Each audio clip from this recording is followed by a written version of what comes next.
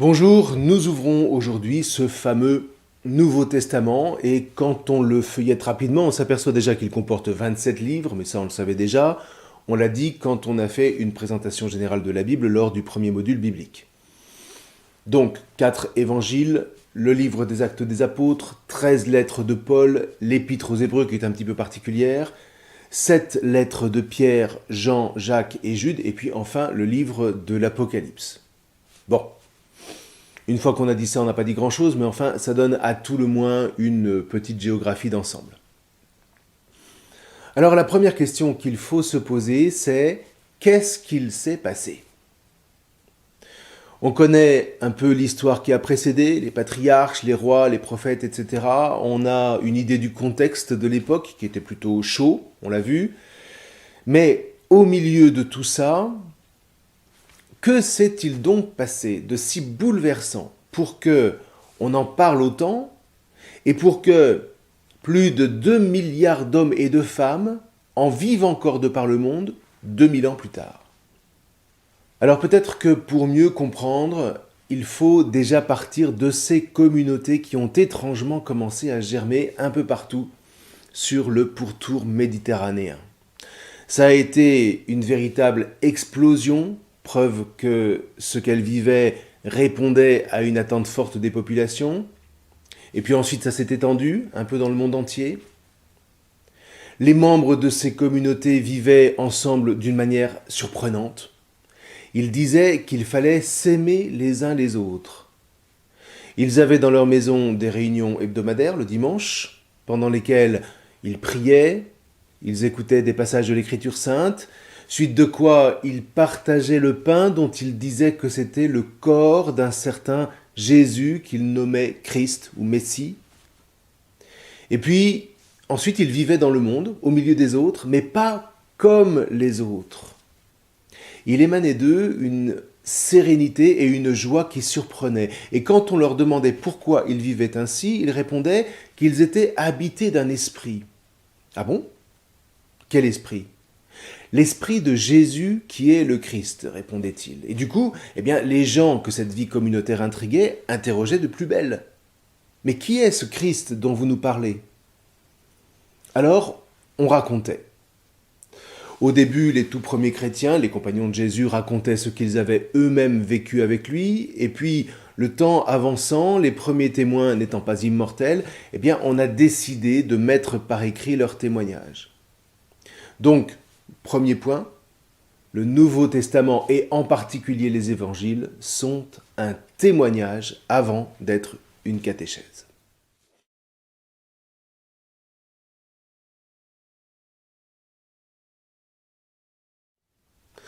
Alors posons-nous la question, au dire des témoins, qu'est-ce qui s'était passé ? Il s'était passé qu'un groupe de 12 hommes avait été cooptés par un nommé Jésus, un rabbin de Galilée qui avait fait d'eux ses disciples.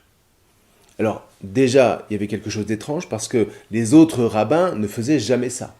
C'est toujours le disciple qui vient voir un maître pour lui demander de se mettre à son école, jamais le rabbin qui appelle. Alors ceci dit, ces hommes l'avaient suivi, ils l'avaient écouté.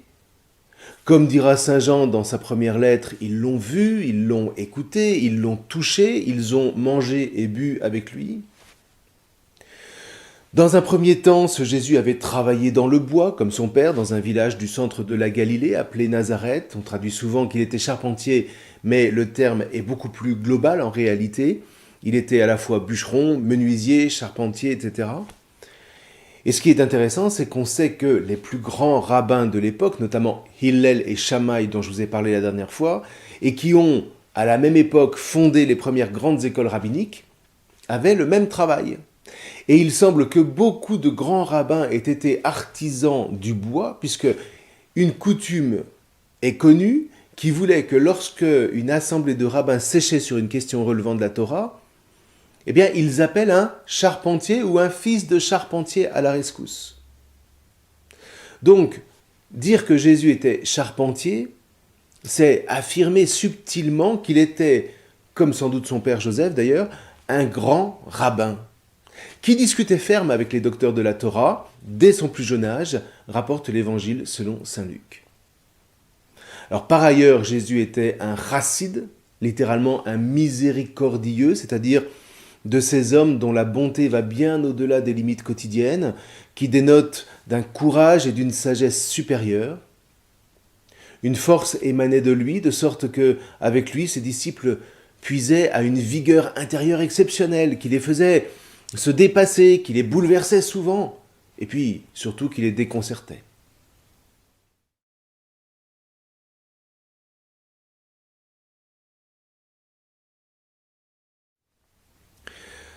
Âgé d'une trentaine d'années, Jésus annonçait donc l'avènement du règne de Dieu. Mais il ne l'annonçait pas à n'importe qui. Il l'annonçait aux Anawim, c'est-à-dire aux humbles, sachant que pour la Bible, et vous voyez, il faut toujours revenir à elle, sinon on comprend tout de travers, l'homme le plus humble que la terre ait porté, eh bien c'était Moïse. L'homme que Dieu avait sauvé des eaux de la mort pour qu'il mène à la libération tout son peuple. L'homme qui avait reçu la Torah de Dieu. Donc, l'humble, c'est celui qui écoute Dieu, qui lui obéit de telle sorte que Dieu peut le faire passer de l'esclavage à la liberté intérieure pour faire de lui un libérateur. Voilà l'humble. L'humble, c'est celui qui est humble par rapport à Dieu, qui ne veut pas être Dieu à la place de Dieu, qui est soumis à Dieu, au Dieu libérateur, pour devenir à son tour, on l'a dit, un homme qui libère. Et dans le fond, vous voyez, voilà l'expérience des disciples que Jésus avait appelés à lui. Ils se sont sentis libérés et ils sont devenus des libérateurs. Or, quel était le moteur de cette liberté ? L'humilité et la douceur, disait Jésus. Venez à moi, vous tous qui peinez sous le poids du fardeau, et moi, je vous donnerai le repos. Prenez sur vous mon joug, et mettez-vous à mon école, car je suis doux et humble de cœur. C'est en Matthieu au chapitre 11. Sauf que, on l'a compris avec Jésus, doux ne veut pas dire mou, et humble ne veut pas dire timoré. Et il ne s'agit surtout pas de valeur. Jésus ne leur disait pas « soyez doux et humbles ». Mais venez à moi, car moi je suis doux et humble. C'est lui qui est doux et humble, comme Moïse, pour mener à son accomplissement ce que Moïse, l'homme le plus humble que la terre ait porté, dit le livre des Nombres, avait commencé, à savoir inscrire la Torah non pas seulement sur des tables de pierre extérieures, mais sur les tables du cœur, dans la chair, à l'intime des fils d'Israël. Or voilà le repos dont Jésus parle. Je vous procurerai le repos. Pourquoi ? Mais parce que c'est un peu comme quand on étudie et qu'on découvre par exemple une discipline, mettons le droit. Alors d'abord, il faut se taper des bouquins énormes qui énoncent des tas de lois, les unes à la suite des autres. Au début, elles paraissent extérieures, mais à force de les potasser, voilà qu'elles s'inscrivent en nous. Elles dessinent une logique, un sens, de sorte que les choses s'articulent et on trouve le repos. C'est-à-dire qu'on devient compétent sans devoir sempiternellement se replonger dans les codes pour réinventer la matière. Et si on y retourne, eh bien c'est pour chercher quelques précisions, c'est pour affiner, mais on est en fait dans un monde familier, donc reposant. Et là, c'est la même chose. Quand la Torah s'inscrit dans la chair, dans les tripes, alors jaillit ce repos qui s'appelle tout simplement la liberté. Bon, d'accord, mais comment faire ? Eh bien, en suivant Jésus, en se mettant en marche derrière lui. Alors, ok pour le principe, mais ensuite.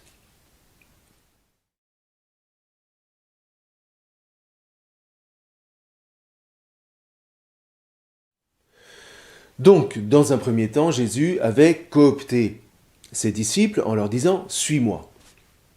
Ok. Alors ceci dit, vous remarquerez vite en lisant les évangiles que les apôtres n'ont strictement rien compris des enseignements de Jésus sur le coup. Ils ont entendu à la rigueur « Suivez-moi, nous allons bouter les Romains hors de la Palestine », comme quoi on n'entend jamais que ce qu'on veut. Et là, je n'invente rien parce qu'après la mort de Jésus sur la croix, 2 d'entre eux diront « Et nous qui pensions qu'il allait racheter Israël ». Racheter au sens de libérer. Parce que voilà, le maître qu'ils ont suivi, qui faisait des miracles dont la parole gonflait les foules, celui dont ils se disaient qu'il était forcément le Messie tant attendu par tous, eh bien voilà qu'il était mort sur la croix. Tout s'était effondré d'un coup, en à peine une journée. Et pourtant Jésus les avait prévenus. « Il est bon pour vous que je m'en aille », avait-il dit. Qu'est-ce que ça veut dire ? Alors ici encore, comprenons bien. Imaginons que par impossible, Jésus ne soit pas mort et qu'il ait effectivement rétabli la souveraineté d'Israël. Et après, il serait devenu quoi ? Un gourou ? Un Mao Tse-tung, à qui on aurait offert un mausolée à sa mort, qu'on aurait momifié à l'instar des pharaons, que sais-je ? Mais qui serait, dans le fond, à tout jamais resté extérieur. Celui dont la présence rassure sans doute, mais surtout nous interdit de grandir. Prenons un exemple. Tant que j'ai mes parents, eh bien, il me semble quelque part que cet ordre est immuable. Ils sont là et c'est tout. Je les vois quand j'en ai envie, je les appelle au téléphone quand j'en ai envie. Leurs réflexions sur ma vie m'insupportent, j'éprouve le besoin de me dégager d'eux, mais quand même, j'ai besoin d'eux. J'ai besoin de pouvoir revenir quand je veux, un peu, mais pas trop. Enfin bref, je reste un gamin vis-à-vis d'eux. Plutôt ingrat d'ailleurs, dans la plupart du temps. Et puis vient le jour inévitable où ils meurent. Et là, je suis saisi. Pourquoi ? Pourquoi sont-ils morts ?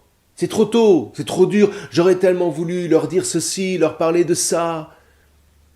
Or, c'est précisément à ce moment-là que se produit l'inattendu. C'est à ce moment-là que je commence à faire mémoire.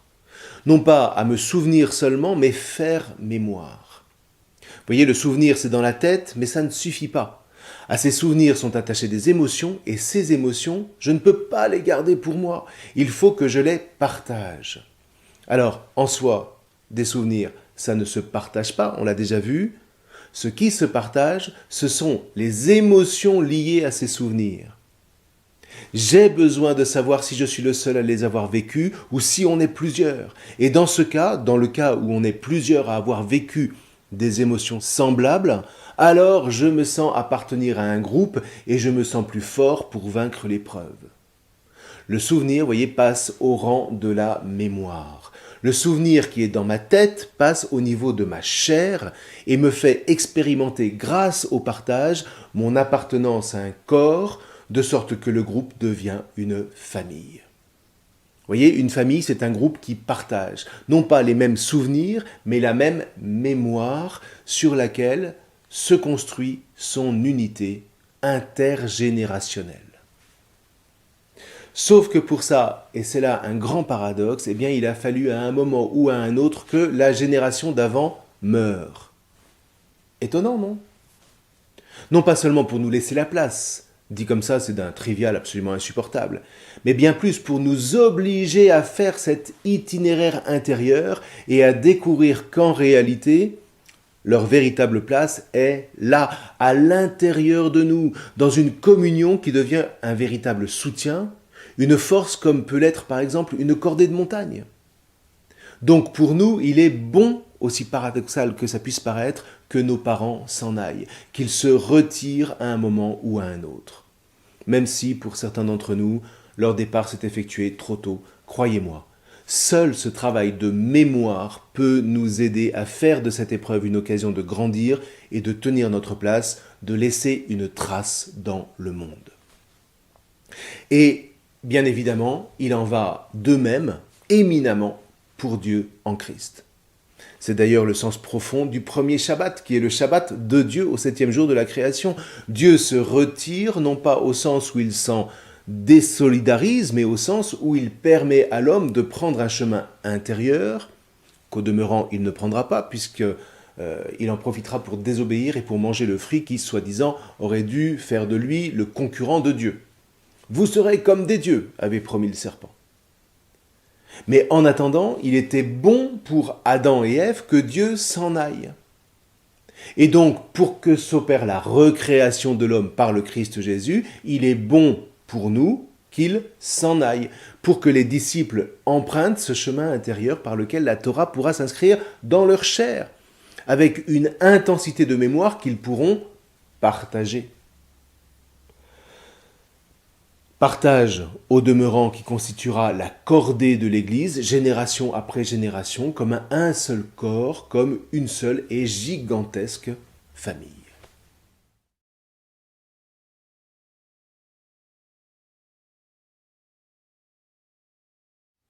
Alors bien évidemment, normalement, il faut du temps pour que tout ça se concrétise. Or, dans le cas précis qui nous occupe, eh bien, il n'en a fallu pratiquement pas. Pourquoi ?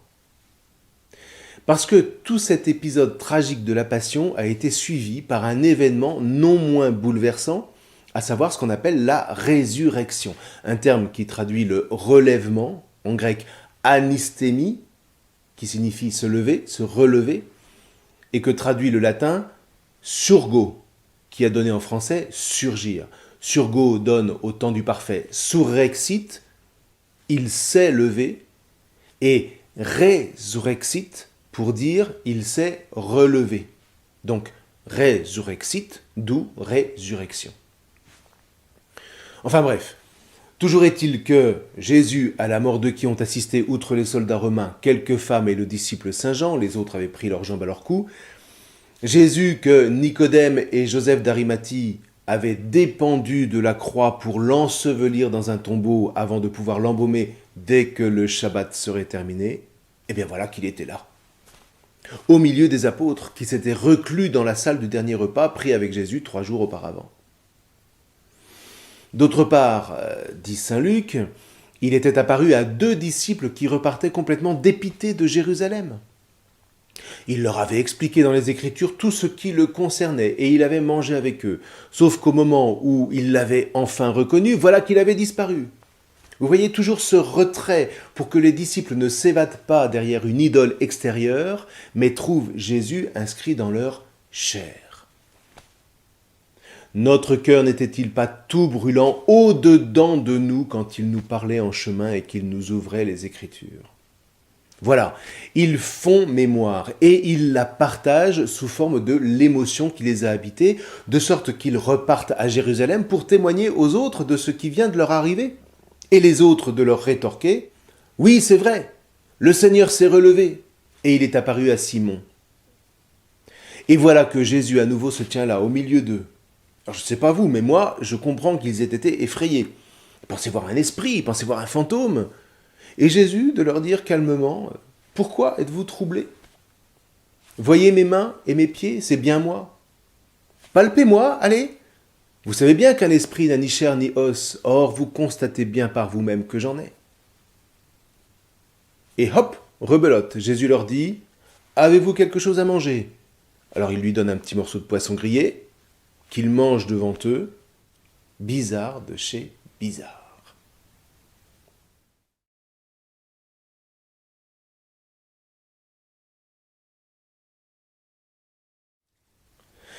Alors il y aurait évidemment beaucoup de choses à dire à propos de la résurrection, mais dans le fond, toute l'affaire est là. L'événement dont sont témoins les disciples est absolument unique dans l'histoire humaine. Pas mal d'études sont sorties ces dernières années sur les phénomènes paranormaux en lien avec la résurrection, chaque fois avec des rapprochements plus ou moins probants, mais aucune n'arrive à cerner l'événement en lui-même de la résurrection. Vous voyez, on aimerait comprendre, on aimerait ramener ce moment à des catégories qui nous conviennent. Mais non, ça déborde de tous les côtés, y compris en ce qui concerne les miracles. Alors pourquoi chercher dans ce domaine paranormal ? Mais parce que quelque part nous résistons de toutes nos forces à ce travail intérieur de la mémoire, de cette intériorisation transformante que vise en propre l'événement de la résurrection. On reste dans ce désir plus ou moins confus qui veut que si Jésus est vraiment ressuscité, il doit être à notre service.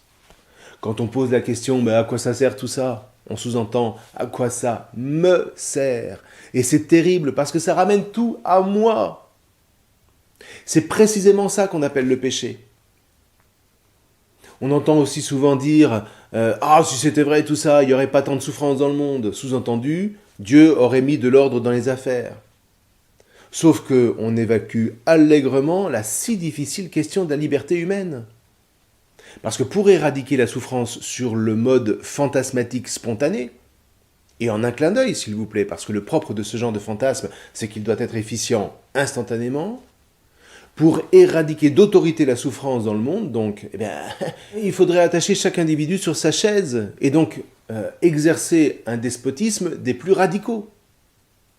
Et d'ailleurs, certains préfèrent ce qu'on appelle un totalitarisme, à un état de droit et de devoir qui mise sur les libertés des personnes. Or, le propre de la foi portée par le Premier Testament vise diamétralement autre chose que le totalitarisme. La foi, encore une fois, vise la libération intérieure pour nous entraîner à libérer ceux qui nous sont confiés.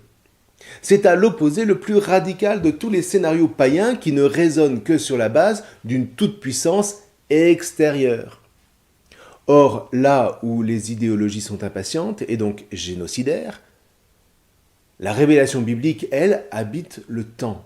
Elle construit l'histoire. Elle marche au rythme de l'homme. Une histoire qui, quand on veut bien la regarder en profondeur et sortir des sordides intrigues de palais qui n'en sont que la surface délétère, eh bien, elle révèle, grâce au Christ et à l'Église, une mine incommensurable de victoires humaines vécues à la lumière de Dieu et qui les prépare à entrer ensemble dans une vie de joie éternelle. C'est ce qui fait par exemple que face à la souffrance des mourants abandonnés dans les caniveaux de l'Inde, plutôt que de se révolter, une mère Teresa va se lever. Que face à celle des personnes handicapées, un Jean Vanier va se lever. Que face à la misère des personnes dans la rue, un Abbé Pierre va se lever. Tout ça pour ne prendre que des exemples récents, parce qu'on pourrait ainsi parler de Maximilien Kolbe, de Vincent de Paul, d'Anne-Marie Javouet, de François d'Assise, de Benoît de Nursie, etc., etc., etc. Autant d'hommes et de femmes qui, tout au long de l'histoire, au lieu de se plaindre de ce que le monde allait mal, ont laissé le Christ ressuscité habiter leur mémoire, concrètement, charnellement, de sorte que, à la suite des apôtres, ils sont partis à l'aventure pour rendre ce monde meilleur au nom du Christ. Par ailleurs, sans prendre uniquement les grands saints en exemple, on pourrait parler de toutes ces communautés, inconnues des manuels d'histoire, certes, mais qui n'en ont pas moins témoigné par la qualité de leur vie dans le monde, de cette même communion avec le Christ, avec qui elles partageaient le même esprit.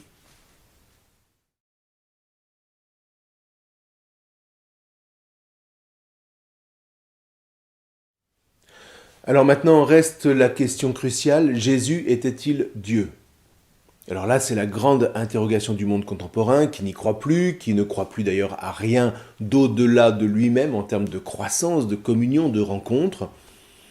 Tout ce qui a trait à l'au-delà aujourd'hui relève du spiritisme, du paranormal, encore une fois, en tout genre, mais pas pour grandir, uniquement pour se rassurer, pour tenter de contrôler des phénomènes supranaturels, pour se donner l'illusion d'être des dieux à la place de Dieu, sans se rendre compte qu'on retombe dans un esclavage dont seul le Christ, appuyé sur toute la révélation qui le précède, peut nous libérer. Une révélation donc qu'il nous faut connaître pour entrer courageusement et joyeusement dans ce travail de la chair qui nous porte avec le Christ jusqu'à la rencontre de ce Dieu formidable qui non seulement nous a créés, mais nous sauve. Nous sauve non pas par des décrets bureaucratiques qui le dispenseraient de mouiller sa chemise du haut de son perchoir présidentiel, mais en venant nous chercher dans nos caniveaux, dans nos combats de tous les jours, parce qu'en définitive, le premier à croire en l'autre dans cette histoire, mais c'est Dieu. Dieu croit en nous. Face à quoi la question en retour n'est pas tant de savoir si nous croyons en lui, mais si, à sa lumière, nous arriverons à croire en nous. Et pour ça, il n'y a pas 36 000 moyens. Il faut écouter le Christ, se mettre à son école. Alors, nous découvrirons qu'il est vraiment Dieu. Non pas selon simplement une construction théologique, mais par l'expérience de liberté intérieure qu'il nous donnera d'expérimenter et qui ne peut venir que de Dieu. La révélation depuis Abraham ne témoigne que de ça. alors de quoi avons-nous encore besoin? Vous voyez, moi j'ai fait cette expérience, et donc je peux vous témoigner que Jésus est vraiment Dieu. Il est cette seconde puissance des cieux qui ne fait qu'un avec la première. Il est la même ras de Dieu, le Fils qui ne fait qu'un avec le Père dans l'amour. Un amour dont jaillit l'Esprit Saint pour nous faire communier à cette prodigieuse explosion d'amour dont a surgi le Big Bang universel, rien que pour vous et moi. Rien que pour qu'un jour, dans cet univers matériel, la liberté puisse trouver sa place et permettre à toute la création d'épouser son Créateur. Voilà le projet formidable qui défie la raison humaine, mais qui nous fait nous lever, qui nous fait être victorieux de la mort avec le Christ, qui ne cesse jamais de nous appeler, de nous convoquer à la vie. Choisis la vie. C'est la conclusion du Deutéronome. Et Jésus ne dit rien d'autre, si ce n'est que pour faire ce choix, eh bien, il faut le suivre. Puisque le suivre, eh bien, c'est suivre Dieu. Donc, voyez, c'est de tout ça qu'est jailli le Nouveau Testament. Comme un vaste témoignage de l'avènement formidable de la vie éternelle faite d'amour, de paix et de joie, à condition évidemment que nous le voulions, que nous choisissions d'y croire malgré tout le bruit malfaisant qui nous entoure, que nous choisissions de nous laisser travailler humblement par la grâce pour libérer un monde qui attend la révélation des fils de Dieu, comme dit saint Paul.